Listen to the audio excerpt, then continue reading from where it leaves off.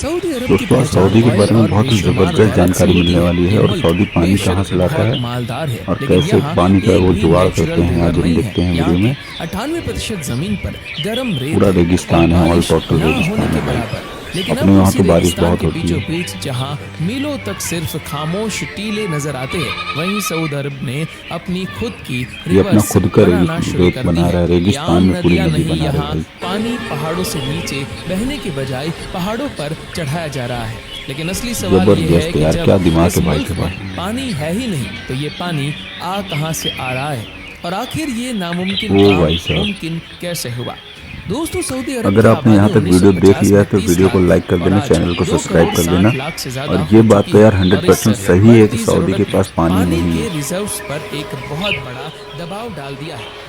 अपनी जरूरियात को पूरे करने के लिए सऊदी किंगडम ने बहुत लंबे अरसे तक जमीन के मतलब बहुत ही अंदर मौजूद खूबसूरत है यार, गहराई में बहुत डीप अच्छा जुगाड़ एक्वाफायर से लगाया इन लोगों ने। पानी निकाला। इस पानी को फोसल वाटर भी कहा जाता है, जो लाखों सालों में जमीन के अंदर जमा होता है और इसको दोबारा भरने में भी लाखों साल ही लगेंगे। ओ नासा के भाई साहब, सैटेलाइट पहाड़ों से बेताल पानी आ रहे रेस हैं, मिशन कहाँ की से? रिपोर्ट ने बताया कि हर साल फोसिल वाटर में से 2 खरब लीटर पानी सऊदी इस्तेमाल कर रहा है।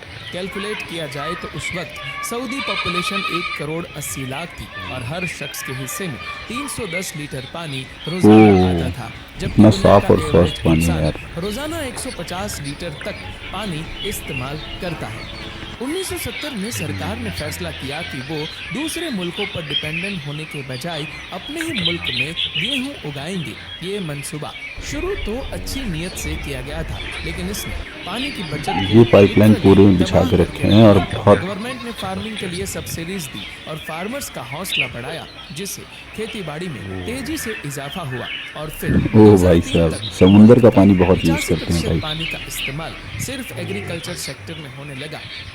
इस गलती ने पानी के जखीरे को इतनी तेजी से निचोड़ा कि 3 दहाइयों के अंदर अंदर हुकूमत को गेहूं की खेती की जबरदस्त यार, मंसूबा गेहूं बंद की खेती करना बहुत ही पड़ा। जबरदस्त तकरीबन है भाई। 12,000 किलोमीटर तक फैली हुई ये ये सारे इंसान की पहाड़ों से बनाई पानी आ हुई रहा है भाई। नदी जमीन के नीचे तामीर की जा रही है। इतने बड़े स्केल पर ऐसा काम दुनिया में पहली मर्तबा हो रहा है। इस प्रोजेक्ट के तहत रोजाना तकरीबन 9.4 मिलियन क्यूबिक मीटर या फिर 940 करोड़ लीटर पानी तैयार किया जाएगा, जो एडवांस्ड डिसलिनेशन टेक्नोलॉजी के जरिए हासिल होगा। इस टेक्नोलॉजी के जरिए रेड सी और पर्शियन गल्फ के खारे पानी को मीठे पानी के काबिल बनाया जाएगा। ये आर्टिफिशियल रिवर जमीन के नीचे सफर करेगी ताकि पूरा इस रेगिस्तान का रेत ही रेत है भाई। इवापोरेशन का नुकसान कम से कम हो। इसकी चौड़ाई और गहराई इस तरह डिजाइन की गई है जबरदस्त कि यार। पानी मुसलसल फ्लो के साथ मुल्क के सभी हिस्सों तक पहुंच सके। ये प्रोजेक्ट सिर्फ पानी पहुंचाने का प्लान नहीं, बल्कि इस प्लान के जरिए सऊदी अपने सेल्फ एग्रीकल्चर के ख्वाब को इस वक्त दोबारा से एग्रीकल्चर में जिंदा बहुत करना आगे जा चाहता रहे हैं है, ये लोग भी, यानी अपनी फसलें दिखा रहे हैं कि उगाओ हम भी और खेती दूसरों कर पर सकते हैं। डिपेंडेंट ना रहो। एक ऐसा ख्वाब जो इस तरह की जमीन पर नामुमकिन समझा जाता था।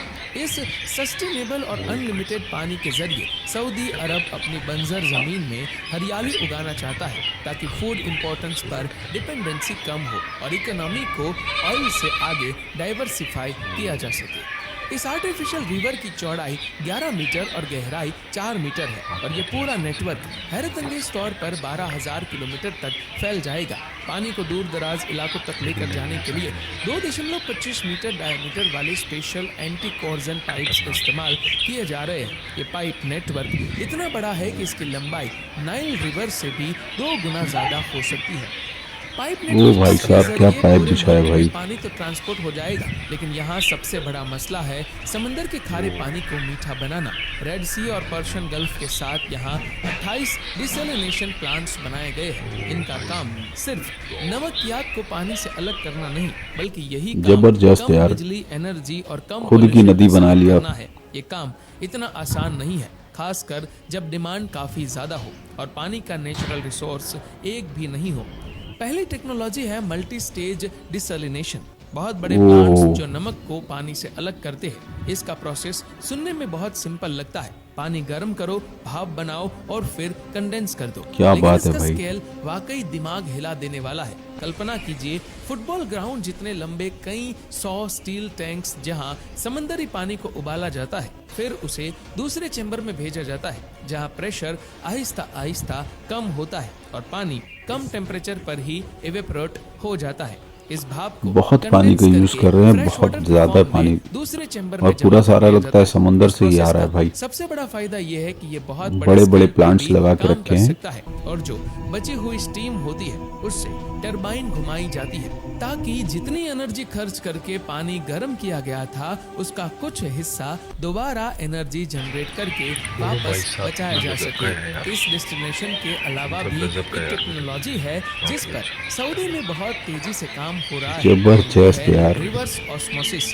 ये टेक्नोलॉजी इंसानी सेल्स की बायोलॉजी से इंस्पायर्ड है। रिवर्स ऑस्मोसिस में समंदरी पानी को अल्ट्रा थीन पॉलीमर मेम्ब्रेन से गुजारा जाता है जिसके सुराख इंतहाई पतले होते हैं। ये सुराख इतना पतला होता है कि उसमें से नमक क्या एक वायरस भी नहीं गुजर सकता।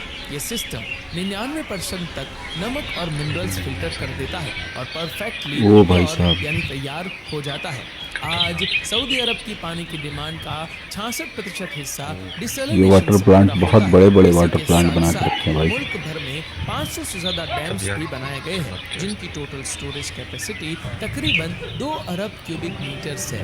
मिसाल के तौर पर King Fahd Dam 325 million cubic metre से ज्यादा पानी रख सकता है जो इसे मुल्क का सबसे बड़ा डैम बनाता है। ये सिर्फ करोड़ों लोगों को पीने का पानी नहीं देता बल्कि रेगिस्तान में एग्रीकल्चर को भी सपोर्ट करते हैं और जमीन के नीचे एक्वर्स को भी दोबारा भरने का काम करते हैं। पर यहाँ एक और सवाल जरूर आपके जहन में आ रहा होगा कि जब रोजाना इतने ज्यादा भाई पानी में साहब। से नमक अलग होता है तो आखिर उस नमक का क्या किया जाता है। याद रहे कि समंदर के 1 लीटर पानी में करीब 35 ग्राम नमक होता है। तो अगर सऊदी रोजाना 940 करोड़ लीटर फ्रेश पानी बनाता है तो इसका मतलब है रोजाना 3,29,000 टन नमक पीछे बचता होगा। ये कितना वजन है इसका अंदाजा आप इस बात से लगा ले कि दुनिया का सबसे भारी जानवर है ब्लू व्हेल और उसका वजन सिर्फ 200 टन होता है। तो यह नमक वापस से समंदर में छोड़ दिया सही है जाता भाई, अपनी इतना खुद की ज्यादा नदी नमक बना लिए और एक ही जगह पर बढ़िया छोड़ चल दिया। रहा है, जैसे इसमें सिस्टम आज अच्छा बना रेड लिए। सी में बहुत सारे डेड कोरल जॉन्स मौजूद है जहां सी लाइफ खत्म हो गई है। ये इस समुद्र नई है। तबाही से बचने के लिए सऊदी गवर्नमेंट नमक को ओशन में एक ही जगह पर डालने के बजाय अलग अलग जगह पर डालती है। दोस्तों आज सऊदी अरब दुनिया का सबसे बड़ा डिसैलिनेशन वाटर प्रोड्यूसर बन चुका है। न सिर्फ इतना बल्कि गिनीज बुक ने पानी के डिलीवरी नेटवर्क को दुनिया का सबसे बड़ा पाइपलाइन नेटवर्क बनाया है और ये नेटवर्क मुसलसल बढ़ता ही जा रहा है। सऊदी प्रिंस मोहम्मद बिन सलमान का टारगेट है कि 2030 तक उन्हें पूरे मुल्क की 100% रिक्वायरमेंट इसी तरीके से पूरी करनी है। इस प्रोजेक्ट का एक और हैरान करने वाला मंजर पहाड़ों पर देखा जा सकता है। 10,000 फीट ऊंचे पहाड़ों पर पाइपलाइन बिछाना तो अपने आप में मुश्किल काम है ही, लेकिन इन पाइप्स में पानी को पहाड़ पर चढ़ाने के लिए बहुत बड़े वाटर पंपिंग स्टेशंस मौजूद हैं। पानी बहुत दूर से लाते हैं और वाटर प्लांट तो करते बहुत हैं। बड़े-बड़े ये पंपिंग बना के रखे हैं। स्टेशंस ही अकेले पूरे सऊदी की 9% इलेक्ट्रिसिटी पी जाते हैं। ये ठीक वैसे ही है जैसे पहाड़ों से रिवर्स का पानी नीचे बहने के बजाय उल्टी दिशा में चलने ये पूरा लगे। पहाड़ों से जो सऊदी पानी की आता है उसी को अंडरग्राउंड यूज रिवर करते हैं। सिर्फ एक बड़ा पाइपलाइन नेटवर्क नहीं बल्कि ये एक ऐलान है कि पानी की कमी को टेक्नोलॉजी की मदद से खत्म किया जा सकता है।